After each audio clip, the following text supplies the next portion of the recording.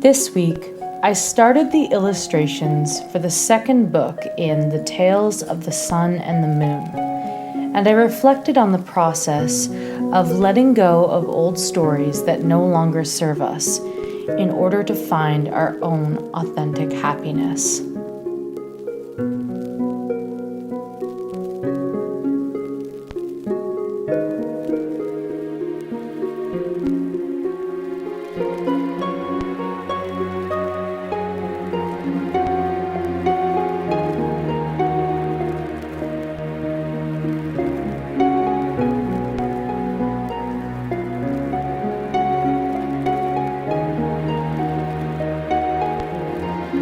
So I'm starting the illustrations for my next picture book, which will be called A Tale of Folky and Sugar, and will of course be another short story set in New Camelot, the setting of my high fantasy series, The Sun and Moon Saga. I just got the first illustration just barely started. It's just a sketch, a very rough sketch. And the next day that I sit down to work on this piece, I will go in with my pens and finalize those lines. Today I was just getting started, getting the rough idea down. Even though it doesn't look like much, this is actually where a lot of the deepest work happens. And that feels relevant to this week's topic, because this week's topic is letting go of old stories that hold us back, not just from reaching our potential, but also from just being happy.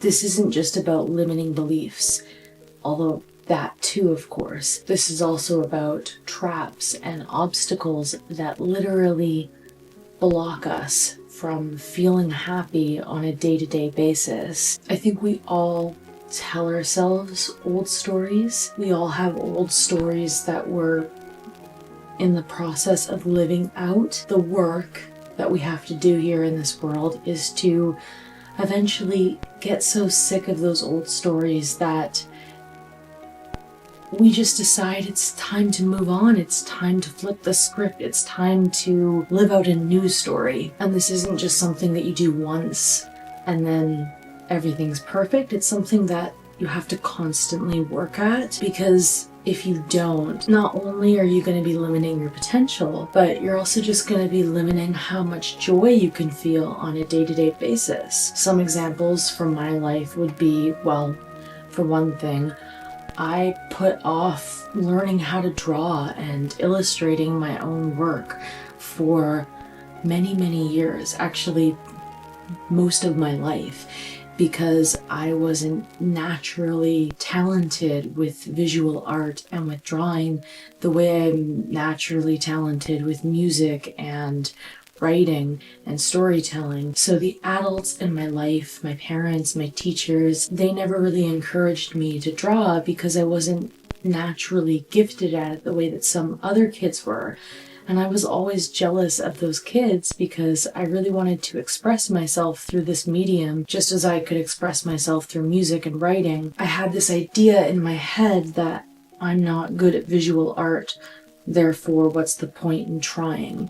What's the point in being a beginner and learning? I just never got started. And then a few years back, I started drawing just for fun. There was really no ulterior motive. I just wanted to express myself for fun, no expectations. But by and by, I got reconnected with my childhood dream of not just writing my own stories, but illustrating them as well. Slowly, it dawned on me that I was gonna have to be okay being a beginner and learn how to draw, because there was such a huge part of me that wanted to take the fantasy world that I've spent this last decade building and put it onto paper, and not just through written word, but through illustration. That was an old story I had to let go of, because I basically had to tell myself, number one, you don't have to be good at something to do it. You can do something just because you enjoy it. It can serve its purpose just because it brings you joy. Number two, just because you're not naturally good at something doesn't mean you can't learn those skills. Doesn't mean you can't get better. Doesn't mean you can't improve. I basically had to shed this old skin of thinking I'm not good at visual art, become a new version of myself.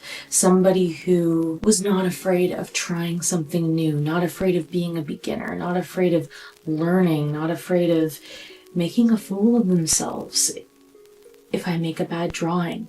So that's one old story that I have been these last few years letting go of. And another old story is this idea that I'm lazy and that I'm not productive enough and that I could always be doing more.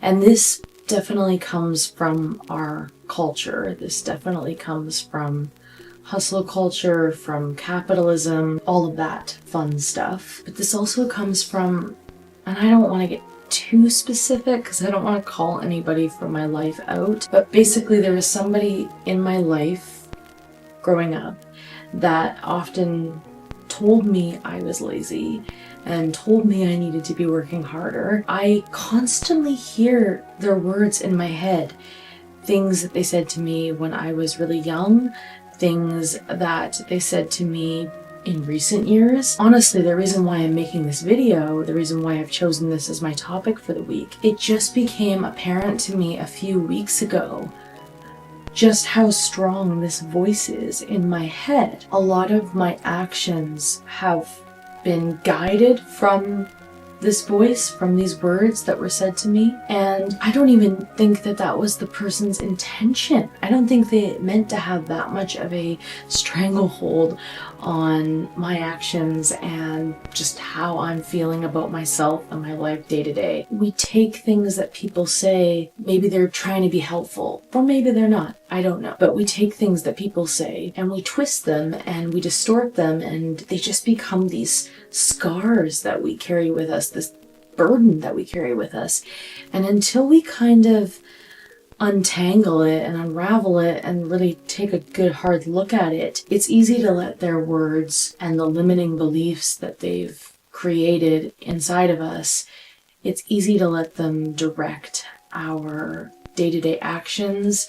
It's easy to let those things become motivation, negative motivation, and it's easy to kind of lose touch with our positive motivation. So for me, I am very positively motivated to work hard. Today is my Saturday. I got up early.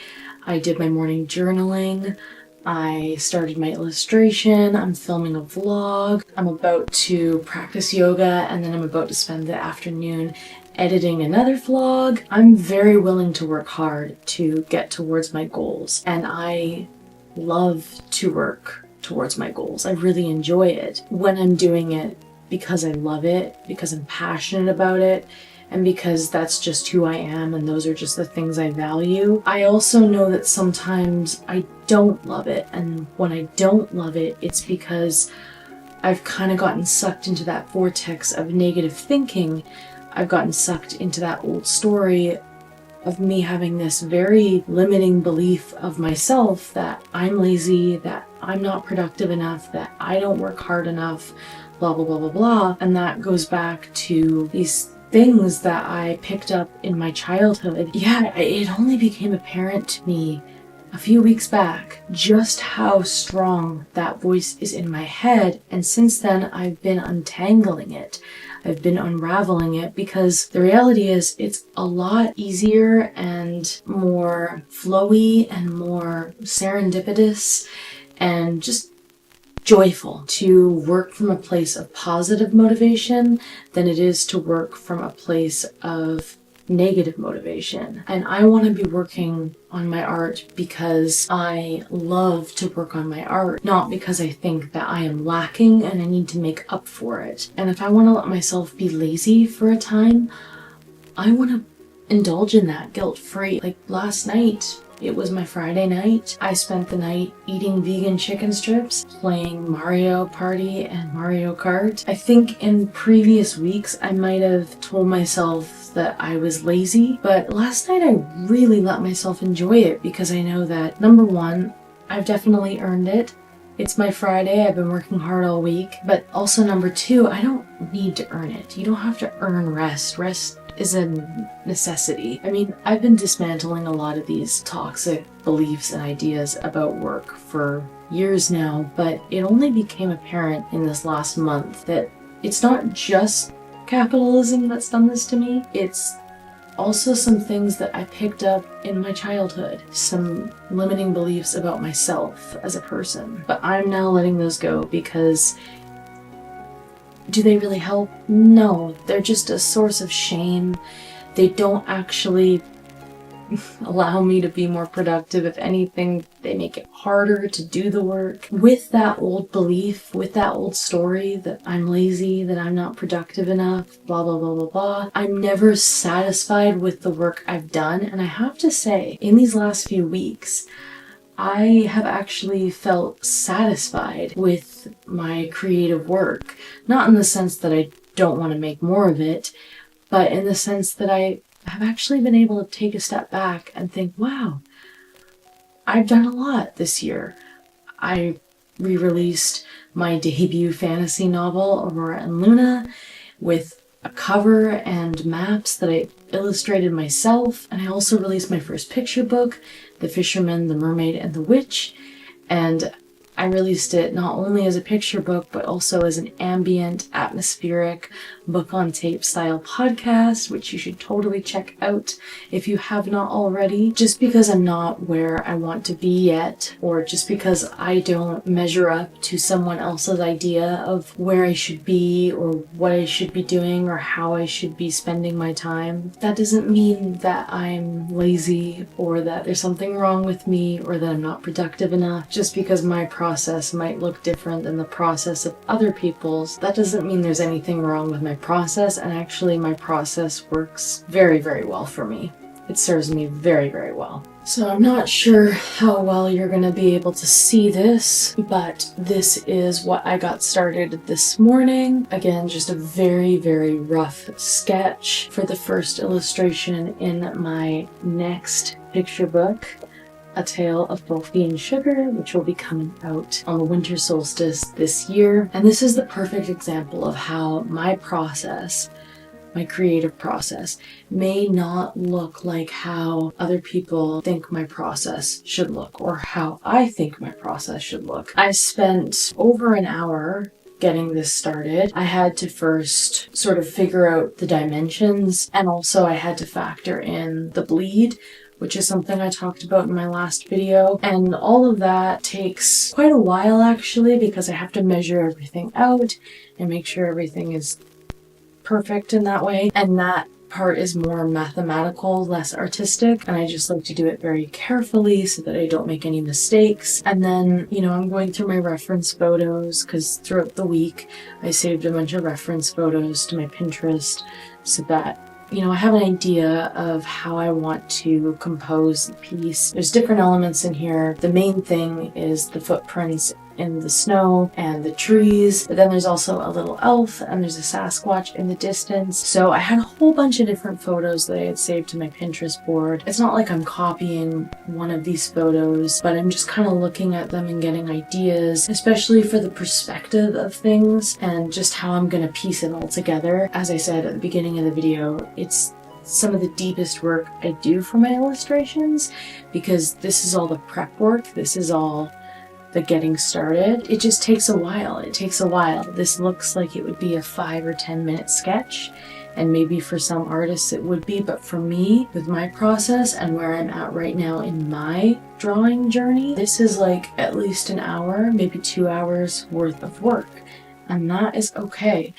And it's also okay that now that I've been at this for 2 hours, I want to stop and go practice some yoga, have some lunch, maybe sneak a little bit of gaming in, and then go and edit last week's video. It's okay that I don't want to sit here and do this deep work of illustrating and drawing all day. I just feel this burden in me is lifted, because in the past, I would be telling myself, oh, you're so lazy, you should have gotten this all done, you should be able to do an illustration in a day, no problem, blah, blah, blah, blah. And it's just this constant scolding and berating myself. Just a lot of self-loathing and just being really, really hard on myself. And this would cause me to set goals that were just too out of reach. Like when I was illustrating The Fisherman, the Mermaid, and the Witch, I would often try to get an illustration done every single weekend. So I'd be trying to get an illustration done in 2 days. I've learned that I need more time than that, and that is okay. It's good. It's better for me right now in my illustration journey to take my time. Even if I feel like I'm being lazy, that is better than rushing and burning myself out and growing resentful towards my creative practice and just not enjoying the process of creating and of becoming a better illustrator and a better storyteller. So with this project, I am actually giving myself 2 weekends for each illustration. This leaves 4 days of drawing, 4 2-hour sessions, 1 for sketching, 1 for inking everything in, 1 for coloring everything in, and 1 buffer day if something goes wrong or if something takes longer than I anticipated. That pace feels so good. It feels so right for me, for where I'm at with my illustration. It just feels honestly like luxurious. It feels enjoyable. I don't feel guilty about that as I would have in previous times because I've shed that old story that I'm lazy and I need to prove that I'm not lazy by working really hard and burning myself out. Because I've shed that and I'm not living to prove that statement wrong anymore, I get to just enjoy the work. And that is, it's really nice.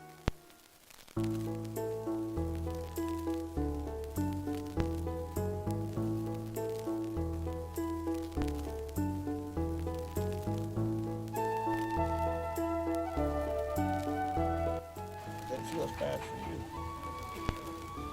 It's like you wish you could look like this. Yeah, I do. You wish your brain was on the outside. Is it its brain?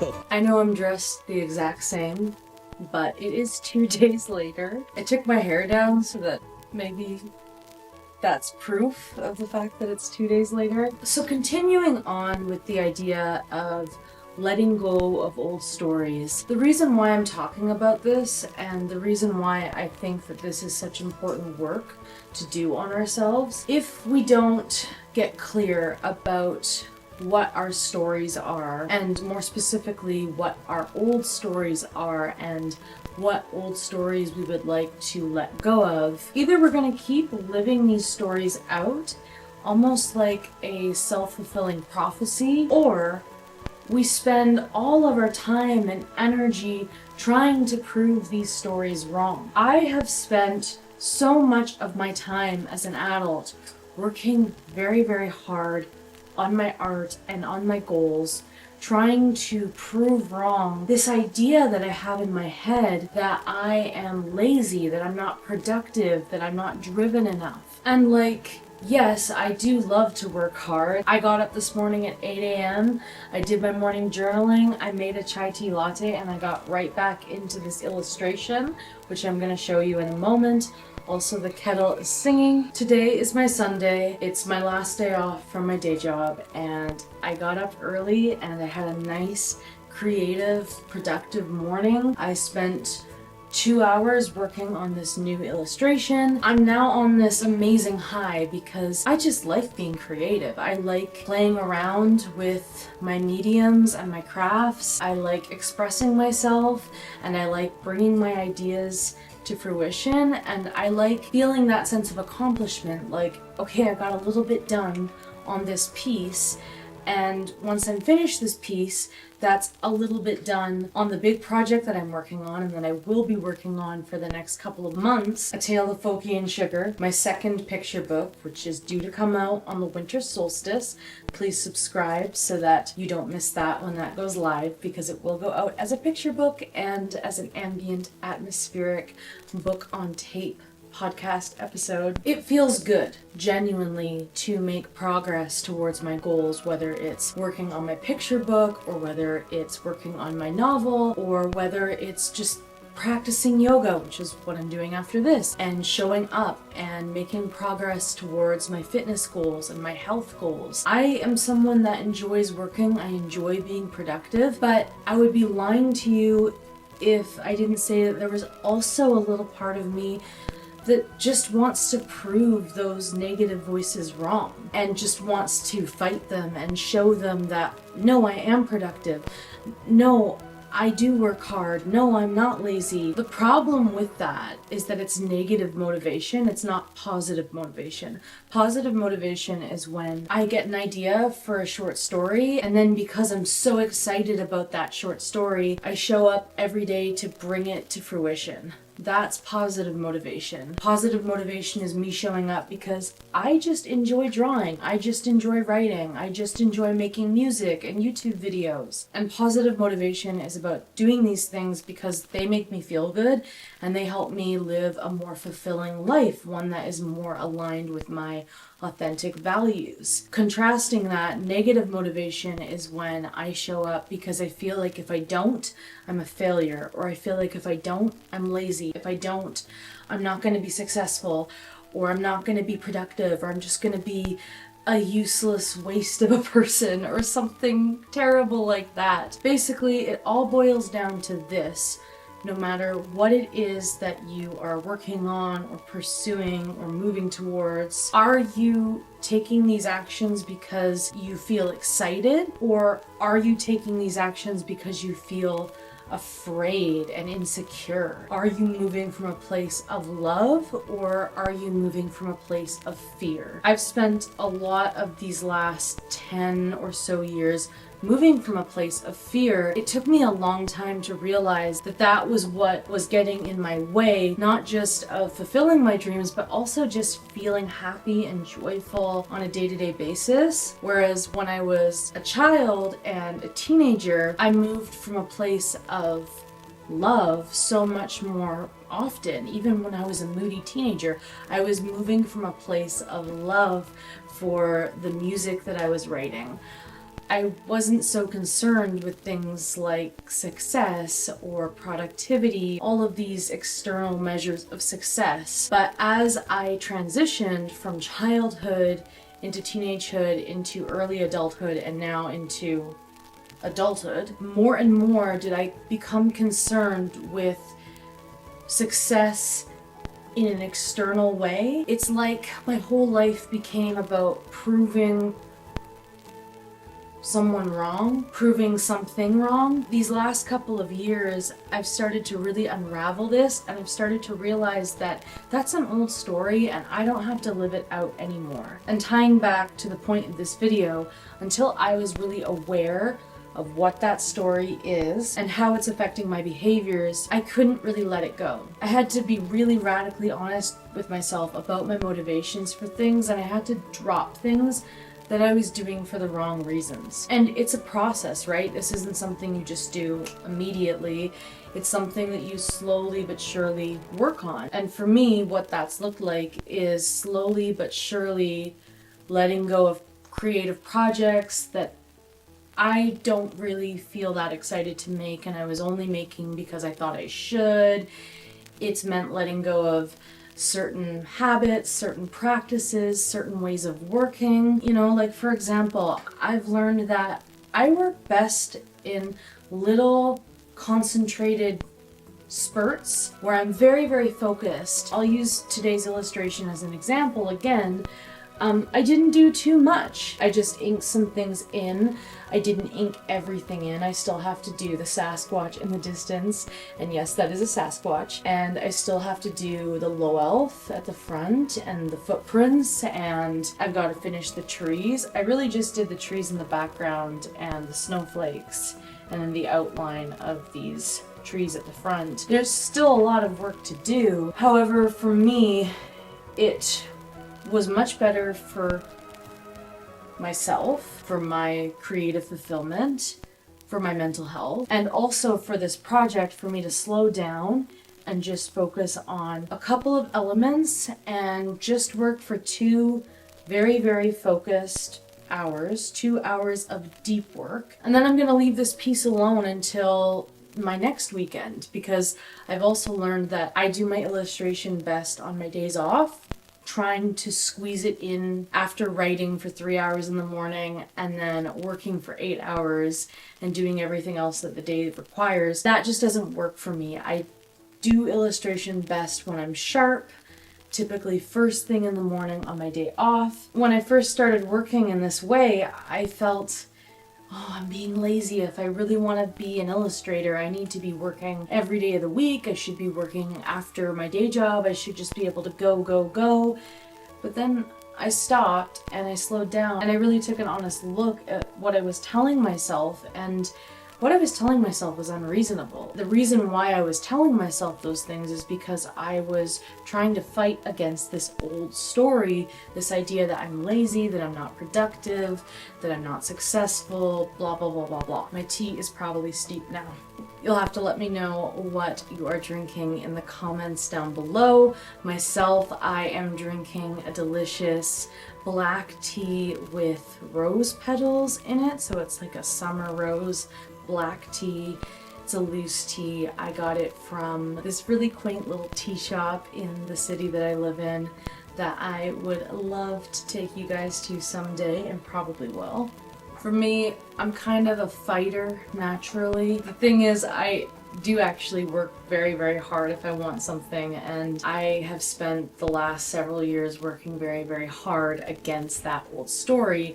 But I think some people are more passive and accepting of these stories that they pick up from childhood, from society, from other people. I think some people just kind of take these stories on, they take these roles on, and they just accept them as normal, and they don't really fight against them. And I think that is the other trap of not assessing the old stories that are still affecting so much of your behavior and your actions and your choices. The other trap is just kind of living them out unconsciously, taking them on as just the way it is, or it's just the way I am, or whatever. For me, I fought against the story that I was lazy, but someone with a different kind of temperament, they might instead just kind of accept that I'm lazy, and then never really work towards anything, just kind of take the path of least resistance in life. And that could be a form of self-sabotage, because maybe there is something they want to do or achieve or pursue, but they don't let themselves because they just always were told that that wasn't their story, and they never assessed that story, and they never decided for themselves whether or not that story suited them, and they never let it go. There's so many different ways that all this can play out. But I think either way, unless we do take a really honest look at ourselves and at our behaviors, our patterns, our cycles, I think our old stories are just gonna kind of keep playing out in some way, shape, or another. I remember in sociology class in college when I was studying psychology, I remember learning that people either emulate what their parents did or they rebel against it. And it makes sense, doesn't it? Because either you're gonna be like, yes, my parents, they knew what they were doing and I'm gonna do what they did, or you're gonna be like, my parents did not know what they were doing and I'm not doing what they did, I'm gonna do the opposite. And I think that both of those paths can kind of be traps. For myself, I'm definitely more of the rebellious side, and I've definitely gone against my parents' path in a lot of ways. But there is a real trap to that, because then my whole life kind of becomes about proving my parents wrong and proving myself right, and not about just living and finding meaning and feeling joy and creating from that place of purpose and wonder. And I really want to stress that this is not so much about limiting beliefs. I mean, it is about limiting beliefs, but I feel like the term limiting beliefs gets thrown around, and usually when people are talking about this, they're talking about it like, oh, you don't think you can achieve that? That's just a limiting belief. You've got to change your beliefs so you can achieve more. I'm really not concerned so much about external achievements in this conversation. I mean, yes, sure, there's definitely truth to that. If you've got this old story that you can't be successful at something, that is probably going to get in the way of your success. Or maybe you find success because you fight against that story, but then the success feels hollow. That's definitely a part of this conversation, but I feel like that's what gets talked about the most. And what I'm really interested here in this conversation is how these old stories get in the way of not so much our achievements, although sure, that too, but our joy, our happiness, our fulfillment, our sense of meaning. I've started to feel really deeply satisfied with my creative practice, more and more in these last few years, but even just in these last few months, I've accepted that my creative practice looks different than how some people in my life think it should. And that has been so vital, not just for the quality of the work that I'm doing, but also for my own sense of fulfillment. Another example is with the Solar Queen, which I am currently revising. There's a part of me that is impatient and that feels like I should be pushing more, grinding more, spending more hours, toiling away, getting the developmental edits for this book done. But there's a wiser part of me that knows that slowly chipping away at the project is actually going to be more beneficial, not just for me, but for the work itself. This month, for example, August, I'm having what looks like, from the outside, a very unproductive month for the Solar Queen because I just finished the first round of developmental edits. In doing those, I became aware of a lot of things that I need to fact check in the first book, Aurora and Luna, which is already out and available, and if you would like to start reading my work, the links are in the doobly-doo. As always, Aurora and Luna is a coming-of-age quest fantasy and the first book in my high fantasy epic, The Sun and Moon Saga. Also speak of old stories and of letting them go. In my book, Aurora and Luna, Princess Aurora, known infamously as the Mundane Princess because even though she's a princess and should therefore be a sorceress, she cannot do magic, or at least she thought she couldn't. This is literally a story about her shedding that old limiting self-concept and for the first time in her life being able to access her magical powers and really being able to do it for her and not just to prove her parents and everyone else in New Camelot wrong. So right now I am rereading through Aurora and Luna and I'm fact-checking things and making note of things that I need to know so that I can effectively revise and edit the Solar Queen. So I'm spending my writing time reading through Aurora and Luna. After I'm done reading through Aurora and Luna, I will be rereading through the Solar Queen, making those little adjustments that I need to with the information that I gathered on my reread of Aurora and Luna, and also just kind of getting a feel for how the story is reading with the first round of revision that I did. But honestly, even in that first round of revision, I didn't do a lot. I stayed very zoomed out and I focused on the main plot from a very bird's eye view. I made a new outline, so I have a very concrete idea of where the story goes that I can reference as I get deeper and deeper into the weeds of this project. So all that's to say, on a surface level, it may not look like I'm doing a lot with the Solar Queen right now because I'm not really in the weeds yet. I'm sort of just like taking stock, I guess, and I'm in this mode where it doesn't look like I'm doing a lot of work, but I'm actually doing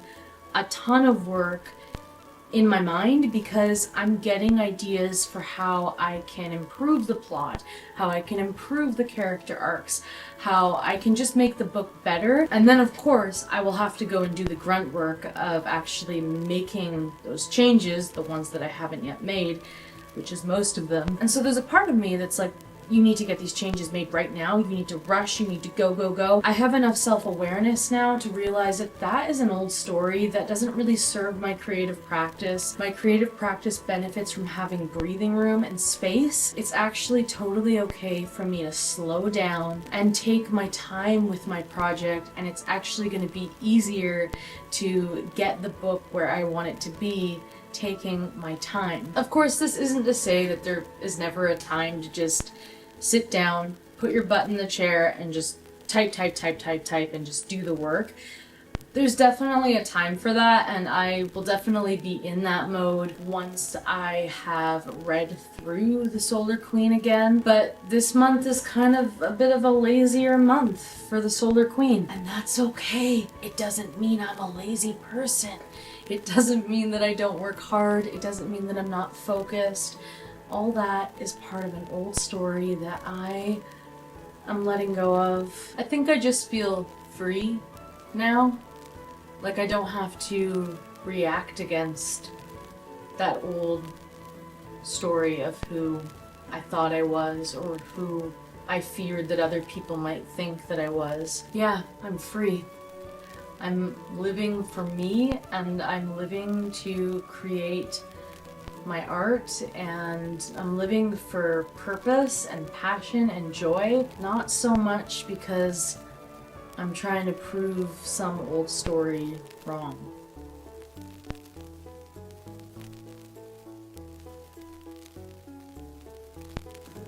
Before I head out for the week, I'll ask you this. What old story no longer serves you?